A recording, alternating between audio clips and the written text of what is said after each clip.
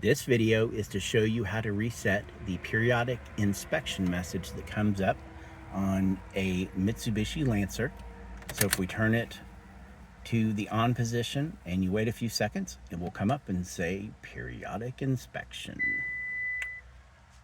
So the way to get rid of this message, or to reset it, you'll have to keep doing it.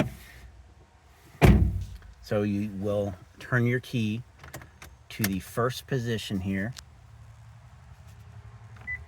and you press and hold this info button over here,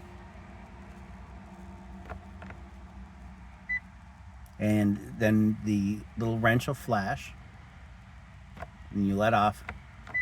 You press it again and it says clear, and then it is good for 4 months. So then we'll turn this off. I'll open the door here and kind of reset everything. But we'll turn it back to the on position here, and the message should not come up. There you go. Nice and simple. If this helped you out, please like and subscribe, because that helps me out. Thank you.